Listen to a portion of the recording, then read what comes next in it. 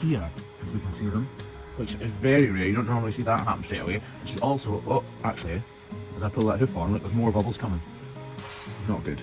But all of this is completely split open. In fact, if I just get the knife, I'll be able to pull quite a bit of this hoof horn away out of the road and see exactly what on earth is going on. Wow, look at all that coming away. More bubbles.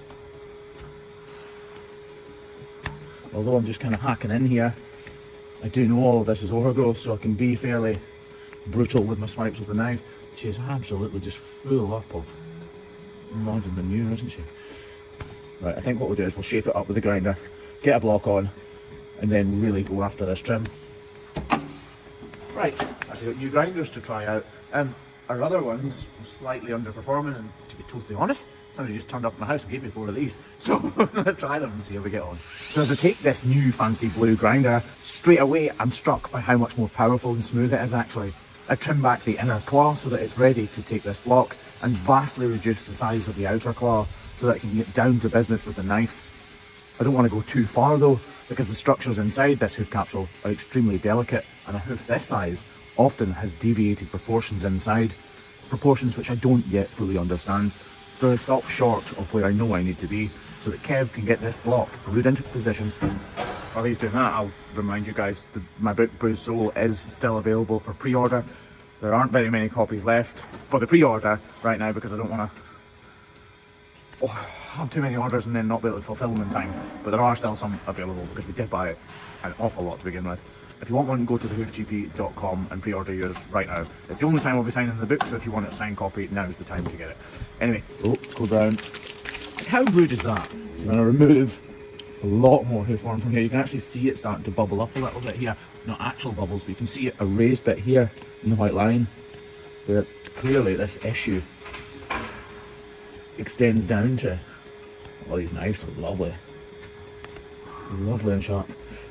So we'll just take very, very thin slithers of hoof horn from here. Look, you can see it breaking through now. That double sole just covering everything up. But I really don't want to take too much off there just now.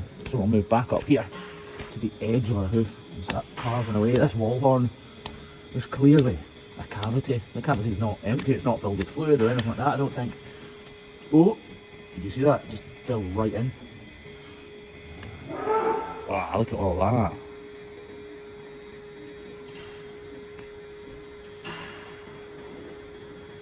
Right, keep going, Graham, keep going. Really don't like these cows being under crush for any longer than they need to be, and they don't like it either. Just continue down this wall horn, taking small slithers from the inside, but we really want to get rid of these hard edges so that we know that it's not going to continue to crack. Dish this out just that bit more. Again, there's a crack in there that we need rid of, but we also want to get the weight away from the pedal bone, which is under this part of the foot. More cracking hoof horn. When I say cracking hoof horn, I don't mean, oh, that's cracking. I mean hoof horn, which is cracking. Work our way around this lesion from the edges inwards, getting closer and closer to the centre of it all the time. Look, Kev's getting a bandage ready. He's a good boy, really, isn't he? Never even asked him. Right. Oh, this bit's the delicate bit. This is when you can get crimson in a heartbeat.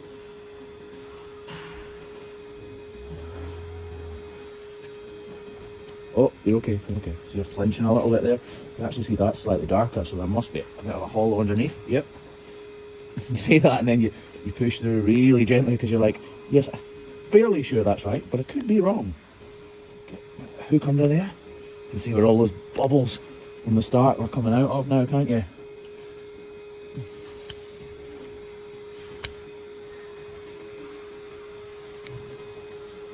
It extends right up in there, look.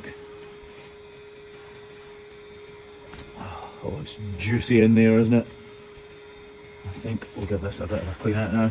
Just gently take this little high part away. It seems to be keeping the slurry from dispelling.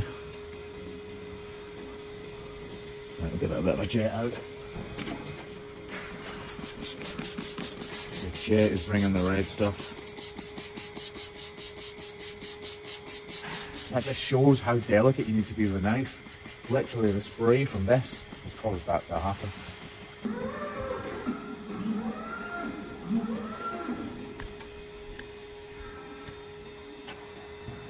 Just look at how raw and open that is. And actually, it's in the shape of a love heart. Although there's not much I love about it. So now that my hands are completely out of the way and it's nice and clean, you can actually see the digital dermatitis attacking the corium. Because there's dermatitis present, we're spraying it with this Repaderma, which is full of zinc and copper oxide, which should break down the cell walls of the dermatitis and allow the cow's immune system to then actually kill the treponema. With treponema being the dermatitis itself. This wrap should keep the product firmly in place until the dermatitis is completely dead. Lovely. We'll just trim back those dew claws a little bit so that they don't attract mud any more than they need to. Dew claws aren't really needed by a cow. It's thought that they were actually developed for when cows were out in the wilderness to stop their feet from sinking into the mud quite so far. Just like a little barb. Right, now that's done. Actually, I need to do the other one as well. Wait.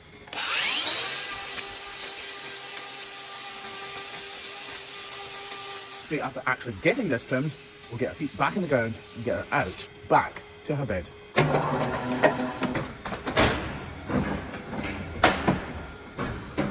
So she is really feeling that, but hopefully she is now on the road to recovery, or at least feeling more comfortable. You have to remember the true name of what we do is functional hoof trimming. Making that hoof more functional is my job, and if I've done that, then I'm happy.